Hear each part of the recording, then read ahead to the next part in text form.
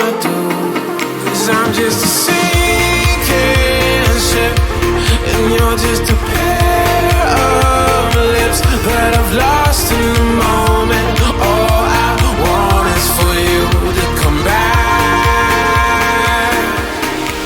Now I'm caught in the middle of life, and I need you to. Well, do you think that when this war starts, well, as the war progress, do you think that this will be a clear mark of American decline and collapse? Because if the scenario that you laid out is what we're to expect, or even worse, then that means that America no longer has the capability to not only force its will on nations like Russia and Ukraine, but even smaller nations. Well, Iran is larger in size, but smaller nations in the global landscape of things. Wouldn't this mark a significant shift in American policy? I mean, power and the U.S. imperial reach. Well, the shift's already taken place. The problem is we just refuse to recognize it. You know, I've used it. We're like the evil queen in the in the Disney fable Snow White, and we're standing in front of the mirror saying, "Mirror, mirror on the wall, who's the fairest of them all?" And we keep thinking that we are, Marilyn Monroe beautiful. And in fact, we're not seeing that we need to look in the mirror. We're Jabba the Hutt. We're ugly. And we're not as pretty as we think. We're not as good as we think. So and we've already exposed our weakness. We could not stop the Houthis, for God's sake.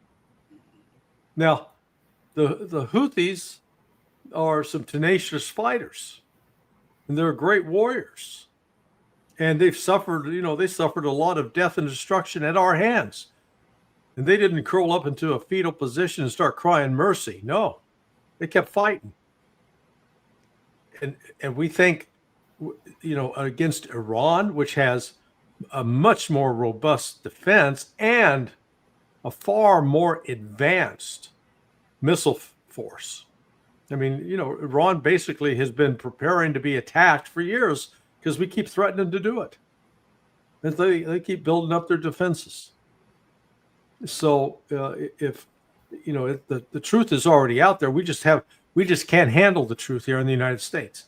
We keep deluding ourselves that we're the biggest, the baddest, etc.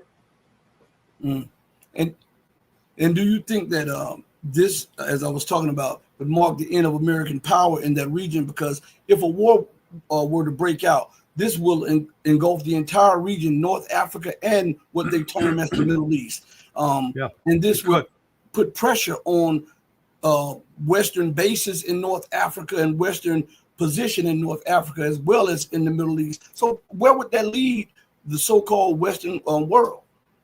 Well, we really don't have much of a presence in North Africa, last I checked. But the big base for us is in Qatar at Al Udeid. Then we got, I think, some naval facilities in Bahrain.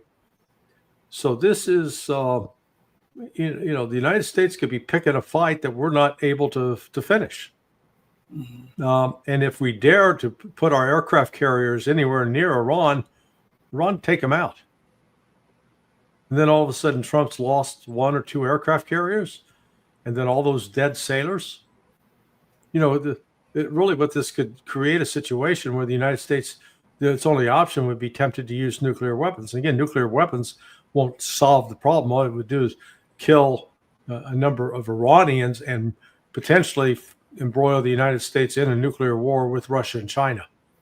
Because Russia and China are not going to stand by and let the United States nuke Iran. Not going to happen. So we're looking at a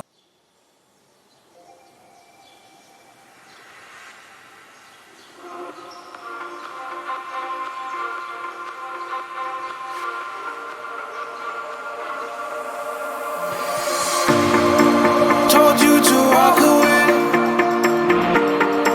That was my first and last mistake. I'm blue without your face. just a sinking ship, and you're just a pair of lips that I've lost in